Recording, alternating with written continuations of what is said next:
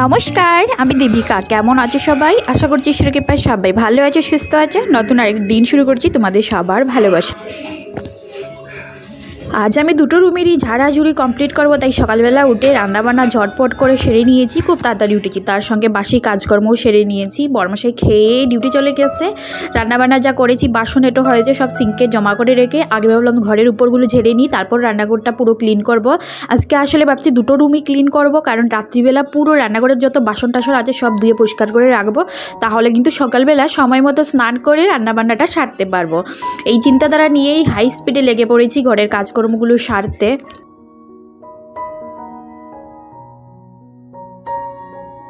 এখন যেহেতু শীতের সময়, সেই রকম দরজা টরজা খুলেও রাখা হয় না। ঘরে না ঝুলটা গরমের দিনের তুলনায় অনেক কম পড়ে, কারণ গরমের দিনে যেমন ফ্যানটা, সিলিং ফ্যানটা চলে, সেটার মধ্যে মোটামুটি সপ্তাহ দিন অন্তর অন্তর পরিষ্কার করতে হয়। একদম ঝুলের একটা লেয়ার লেগে যায়, ফ্যানটা না ভারী হয়ে যায়, তখন হাওয়া কম লাগে। কিন্তু ইদানিং দেখছি, আমি কতদিন আগে একবার ঝেড়ে রেখেছিলাম, যেরকম ঝেড়ে রেখেছি সেরকম পরিষ্কারই আছে। হালকা হাতে পুরো ঘরটা ঝেড়ে নিলেও দেখছি পরিষ্কার হয়ে যাচ্ছে, ঝুলটুল সেই রকম জমা হয়নি। তারপরেও চারিপাশে সুন্দর করে যেহেতু করতেই হবে, তাই ভালো করে ঝেড়ে নিলাম। আর এদিকে আমি চেয়ারের কাভারগুলো খুলছি। এখন যত কাপড় আছে, কাভার টাভার আছে, সব কিছু খুলে এক জায়গায় জমা করে নেব। তার সঙ্গে পুরো ঘরের প্রত্যেকটা জিনিসের ডাস্টিংটাও করে নেব। বাবা খেয়েছে মুড়ি, আর পুরো ঘরে মুড়ি ছিটিয়ে রেখেছে। ও ওই রুমে বসে দুষ্টুমি করছে, আর আমি এইদিকে কাজকর্মগুলো করে নিচ্ছি। ও রুমে কিছু না কিছু একটা তো করেছে, ও ভালো কাজ কিছুই করবে না, আমারই কাজ বাড়াবে। তারপরও আমি কিছু বলছি না, চুপচাপ এইদিকের কাজ করে যাচ্ছে, কারণ এইখানে এলে আরও বেশি ডিস্টার্ব করবে। তার চেয়ে বরং আমি নিজের মতো করে কাজগুলো করে নিই। পুরো ঘরটাই মোটামুটি অগুছালো, দেখেই বুঝতে পারছো পুরো মেসি হয়ে পড়ে আছে, দেখতে বিশ্রী লাগছে। তবে কাজগুলো সকালবেলা ভাবলাম এখন আবার গুছাবো, তারপর আবার তো ঝেড়ে ঝুড়ে পরিষ্কার করতে হবে। তার চেয়ে বরং সেই কারণে আর কি গুছাইনি, তো অগুছালো লাগছে। এই কাপড়গুলো ধোয়া কাপড় তুলে এনে রেখেছিলাম, ভাঁজ করা হয়নি, তাই সুন্দর করে ভাঁজ করে নিলাম। তার সঙ্গে এই বেডশিটটাও তুলে নেব। ইদানিং জানো তো, ঠান্ডার যে ওয়েদারের টেম্পারেচার 1-2 মধ্যেই ঘুরে যাচ্ছে। বুঝতেই পারছো কত ঠান্ডা। একটু যদি মাইনাসে যেত তাহলে তো স্নোফল হতো। যাই হোক, হয় এইখানে হয় না, কোনো বছরই হয়নি, এরকমই হয় টেম্পারেচার। তবে এত ঠান্ডা পড়েছে যে কাজকর্ম করার মতো, সত্যি বলতে এত ঠান্ডায় এনার্জি একদমই পাওয়া যাচ্ছে না। তবে কিছু করার নেই, এই কাজগুলো বাধ্যতামূলক, তাই করছি সত্যি বলে। না হলে কিন্তু এখন আমি ডিপ ক্লিন করতে একদমই যেতাম না। ওইটা করার জন্য অনেকটা এনার্জির প্রয়োজন পড়ে, আর এই ঠান্ডায় না খোলামেলাভাবে কাজ করা যাচ্ছে না, অনেকটা অসুবিধে হচ্ছে। আমি সেরকম সোয়েটার, মোটা কাপড় পরে কাজ করতে পারি না। যে ট্যাক্সস্যুটটা পরেছি সেটাও কিন্তু ঠান্ডার দিনেরই লাগিয়ে। তারপরও মনে হচ্ছে যে আরও উপরে কিছু পরলে ভালো হতো, কিন্তু আমি যেহেতু করতে পারি না, কাজ করতে পারি না, সেই কারণে আর পরা হয়নি। ফ্রিজের উপরে কাভারটা খুলে নিলাম। রাত্রিবেলা সব কিছু ভিতর থেকে বের করে ধুয়ে পরিষ্কার করে নেব। এখন শুধু উপরটা মুছে পরিষ্কার করে রাখছি। তার সঙ্গে মিক্সিটাও পরিষ্কার করে নিলাম। আগে একবার পরিষ্কার করে রেখেছি, তাই হালকা হাতে এখন পরিষ্কার করে নিলাম।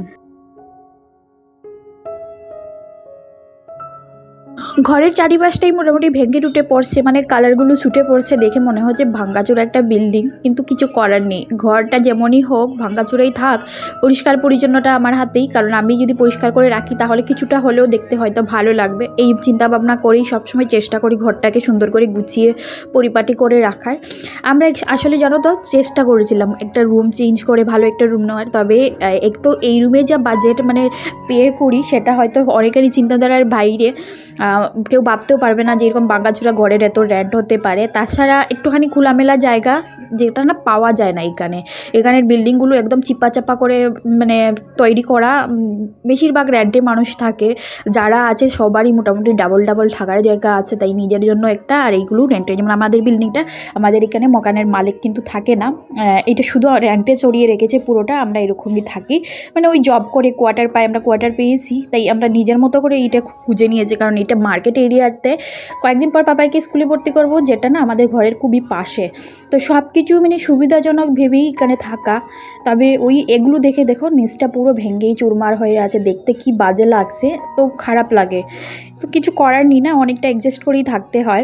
এদিকে দেখো আমি নিচের জিনিসগুলো একটুখানি মুছে নিচে ভিজে কাপড় দিয়ে, আর তারপর ঘরের উপরটা তোমার যারা হয়েই গেছে। এরপর আমি সিঙ্কের উপরের বাসনগুলো ধুয়ে নেব। তাছাড়াও উপরে অনেকটা জিনিস আছে, সেগুলো গুছিয়ে পরিপাটি করে রাখবো। দিন কয়েক ধরে কাজে কিন্তু খুব চাপ যাচ্ছে উপর দিয়ে, কিছু করার নেই। এই কাজগুলো করে নিলে না একটুখানি রেস্ট পাবো, মানে কয়েকদিন একটুখানি ভাবছি রেস্ট করব। আমি যেটা সমস্যায় ভুগছি সেটা হলো আমার দাঁতের প্রবলেম। তোমাদের বলেইছি একটু ঠান্ডা লাগলেই দাঁতের সমস্যা হয়ে যায়।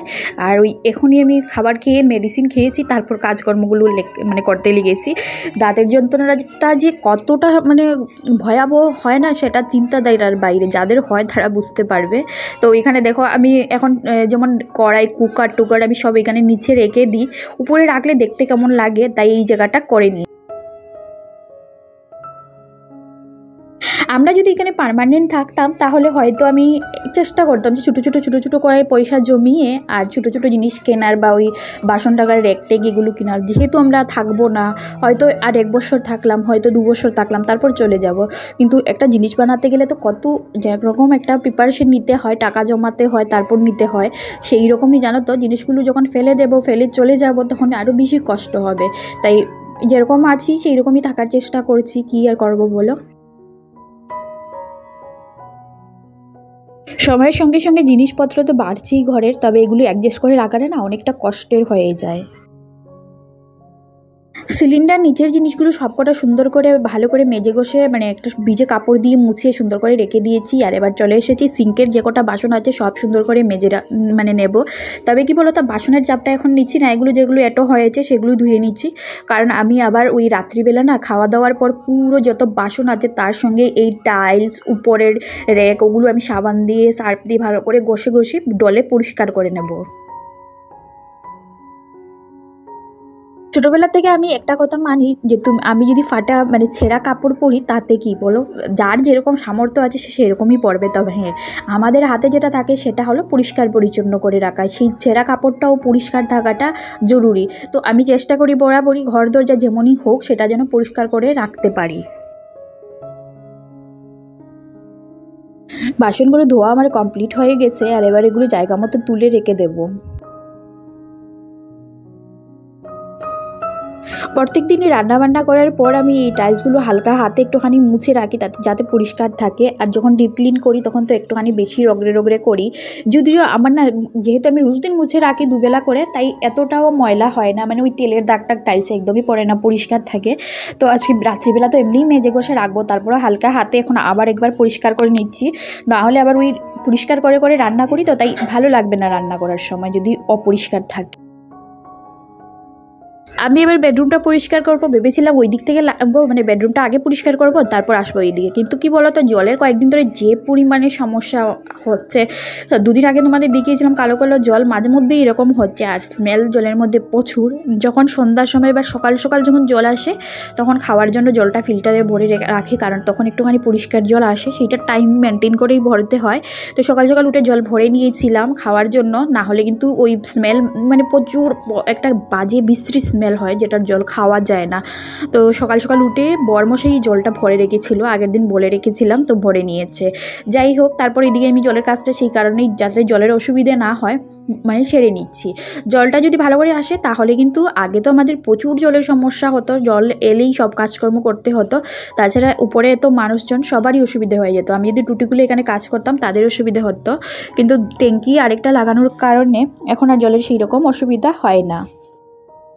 আজকের এই ভিডিওটা না অনেকটা বড় হয়ে গেছে, আমি না এডিট করে উঠতে পারিনি, তাই যতটুকু করেছি ততটুকুই তোমাদের দিয়ে দিলাম। কেমন হয়েছে এই ভিডিওটি অবশ্যই জানিও। যদি ভিডিওর একটি পার্ট হলেও তোমাদের ভালো লেগে থাকে তাহলে প্লিজ আমার চ্যানেলটি সাবস্ক্রাইব করে দিয়ে পাশে থেকে অবশ্যই একটা কমেন্ট করো, কারণ তোমাদের কমেন্ট পড়তে অনেক ভালো লাগে, আর আমি তাছাড়া উৎসাহ হই।